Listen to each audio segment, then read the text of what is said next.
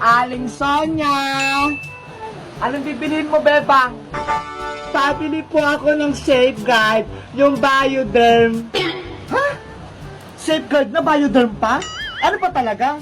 Yung sabon po ni nanay, yung lagi niyang binibili sa inyo, yung pantanggal niya ng buni sa puwet. What? Hanggang ngayon may buni pa rin si Sitang? Matagal na yun ah. Hindi pa rin nawawala? Opo, hindi pa po rin nagaling. O, teka, kukunin ko lang. Ito yun oh. Opo, ayan po yun. Magkano po yan, Aling Sonia? 20 pesos. Eto po bayad ko ha. Wow!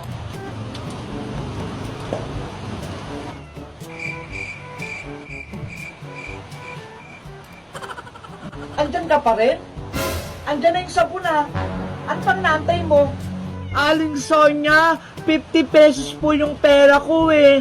Asan po yung sukli? 50 pesos ba? Parang 20 lang yun ah. 50 po yun. Tignan nyo po dyan sa lagayan. O teka lang, titignan ko.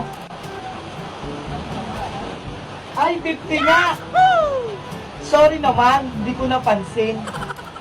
O, eto na sukli mo, Bebang. Salamat po.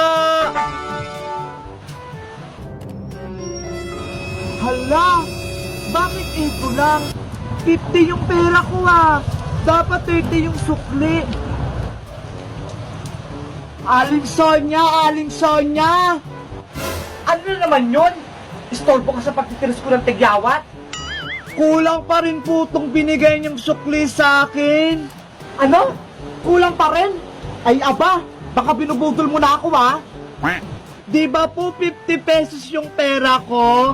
20 pesos yung sabon? Dapat 30 yung sukli niyo sa akin. Magkano ba binigay ko sa'yo? Ito po oh, 20 pesos lang. Ay, oo nga, kulang. Buti na lang, marunong na ako magbilang. Hindi na ako mapapagalitan ni nanay. O Bebang, ito na sukli mo ha. Wala nang kulang yan. Thank you po, Aling Sonia. Sa susunod po, magamit kayo ng calculator para hindi kayo malito.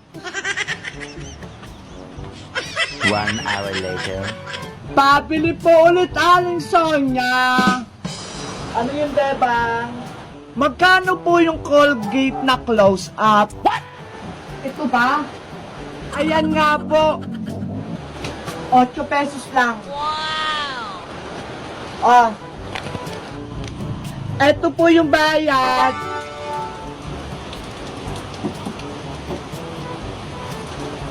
Oh, ito sukli mo. Hala! 20 pesos lang yung pera ko ah. Bakit yung sukli ni Aling Sonia sa akin? Ang dami. Akin na lang to. Siguro nalito siya sa pagbibilang. Oh no! May pambili na ako mamaya ng pagkain ko. Para yung sukli ko kay Bebang sobra-sobra. Hoy Bebang! Yung sukli ko, sobra-sobra. Nawala agad. Mga bata talaga.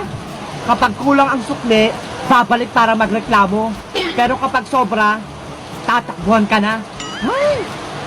Lugi na naman yung tindahan ko.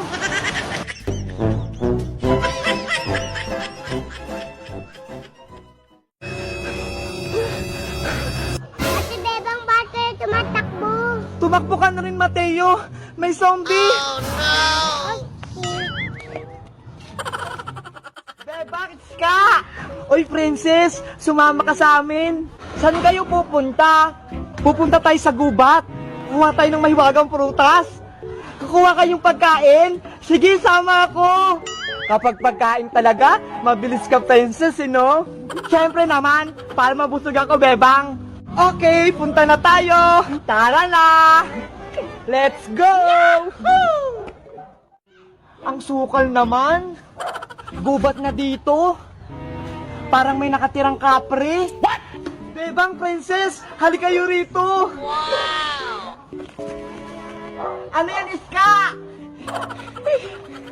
Ito na ata yung may hiwagang prutas. Ayan na ba yung sinasabi mong magic fruits? Ang ganda! Nakakatakam naman, ang sarap kainin! Kakaiba yung kulay niya. Sa ibang mga prutas, ang ganda! Pipitasin ko na! Oh no! Uy, princess, huwag kang padalos-dalos. Bakit naman? Kung kailan nahanap natin yung prutas, saka ayaw niyong kainin. Princess, saglit lang. Ayon kasi sa kwento-kwento, kung sino daw kumain ng prutas na to, magkakaroon ng kakaiba sa katawan. Anong epekto naman yan, Iska? Lalakas yung katawan mo, pero kung hindi mo kakayanin, magiging zombie ka. Zombie? Nakakatakot naman. Naniniwala naman kayo dyan? Walang ganon. Kwento lang yun. Sa bagay, may punto ka, princess. Hindi masama kung susubukan. Kainin ko na ito, ha? Wow!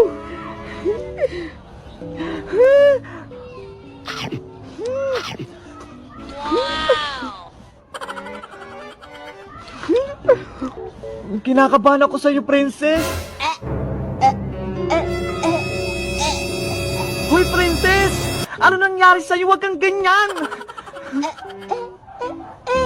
Oh, ano na nangyari sa'yo, princess? Oh, no! Trip-trip ka na naman eh. Nakatakot na nga dito.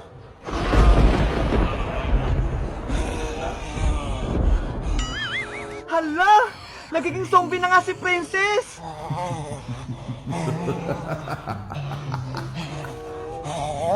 Takbo na tayo!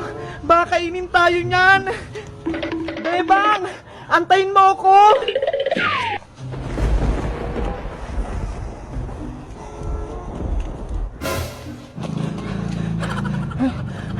Ayokong makain ng zombie princess na yan! Ang pangit! Oh no! Saan tayo magtatago, Iska? Doon tayo sa malaking bahay! Tara, doon tayo magtago!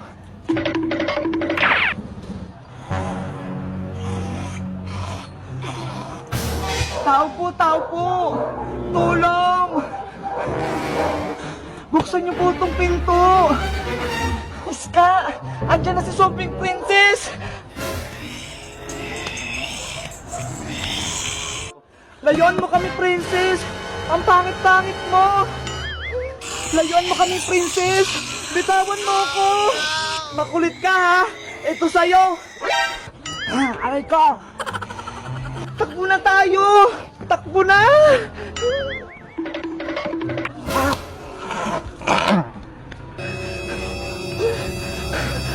Ate Bebang, bakit tumatakbo?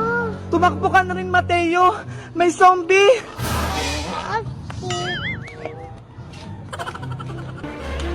Nay, tulong! Pagbuksan mo yung pinto! Nay! Wow! Nasa mall tayo! Nay, antayin mo ako! Nay, magtupo! Kain tayo dito! Matagal na akong hindi nakakakain dyan eh! Hoy, princess! Anong sabi ko sa'yo? Huwag kang maligalit! Wala tayong pera! Bakdo ka pa? Ano ba yan? Lagi-lagi ko yan nakikita sa TV. Masarap daw kumain dyan eh. Tingin-tingin ka lang. Nagpa-aircon lang tayo dito. Tara na.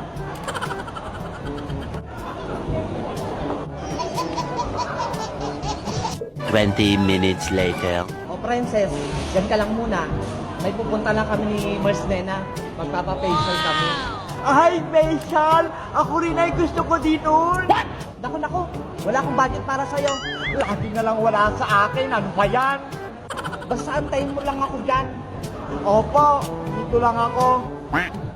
Yahoo! Wow! Social naman tong Royal Prince na to. Siguradong gaganda ako dito. Buti na lang nilibre ako ni Mars Nena. Ang bait-bait talaga.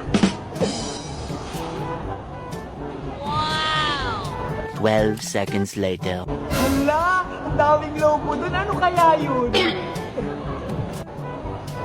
Ay, ang daming lobo. Gusto kong mamitas. Marami pa dun.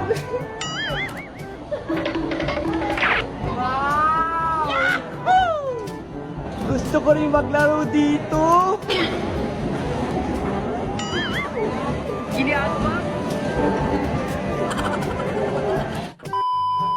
Pero yung ganda-ganda mo na talaga. Ano magamit mo naman yung equipment sa mukha mo? Naman, andyan ka. Ili-laser mo kanya.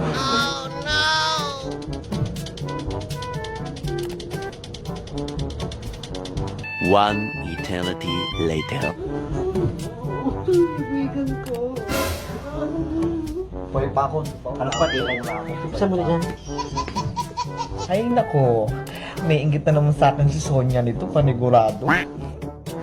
Nako, kailangan ko na puntahan si nanay. Naliligaw na ako. Oh no! Pabalik. Eventually, Hala! Dito ko lang iniwan kanina si Princess ah. Saan na? Nay! Nay! Hoy Princess! Andiyan ka palang bata ka? Saan ka naman nakapunta? Nay, ang lawak-lawak dito. Munti ka na akong maligaw. Kaya ayoko tang isame. Ang ligalig mo eh. Halika na, umuwi na tayo. Dumaan tayo sa tindahan ni Sonia. Bumili tayong sardinas. What? Ano ba yan? Kala ko naman bibili tayo ng ulam. Sardinas lang pala. Dapat kay Aling Sonia na lang.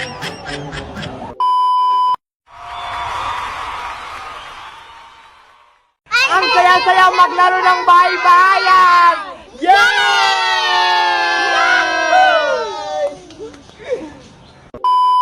Ang tama mong bata ka! Huwag po, Nay! Huwag po, Nay! Lumayas ka rito! Oh, no!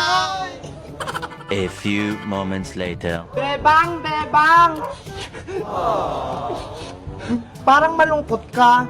Siguro pinagalitan ka na naman ng nanay mo. Iska, pinalayas na ako ni nanay sa bahay. Ano? Pinalayas ka? Bakit? Hindi ko kasi nahugasan yung pinagkainan ko. Kaya ayun, nagalit. Iwasan mo kasi maging tamad. Ayan tuloy, pinagagalitan ka ng nanay mo. Paano na yan, Iska? Sana ako titira. Alam ko na, gagawa tayong bahay-bahayan. Bahay-bahayan? Oo, gagawa tayong bahay. Doon tayo matutulog at kakain ngayong gabi. Talaga? Nasamahan mo ako? Tatawagan ko lang si Princess para may kasama tayo. Sige, isasama ko din si Mateo. Oo, para mas masaya. 20 minutes later. Iska, Princess, dito na yon. Hala, dito na ba tayo gagawa ng bahay-bahayan? Baka mamaya mumultuhin tayo mamayang gabi. Okay lang yan, Princess, para mas masaya. Tara, simulan na natin yung paggawa para mabilis tayong matapos. Princess, kumuha kang pagkain at banig na sapin dun sa bahay nyo. Sige, kukunin ko na yung banig. At ikaw naman, Bebang, kumuha kang kumot para gawin nating tolda. Kukuha naman ako ng kahoy at tali para matibay yung gagawin nating bahay-bahayan. At Iska, ano naman dadalahin ko? Samahan mo na lang si ate mo, Bebang. Oh, sige! Bilis! Ano kayang ginagawa ni nanay? Ate Biba, natutulog si Aling Sitang. Paano natin makukuha yung kumot?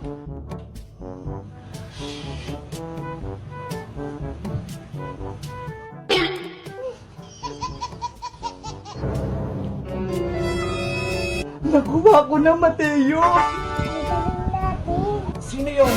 Hala, nagising si nanay! Takbo na!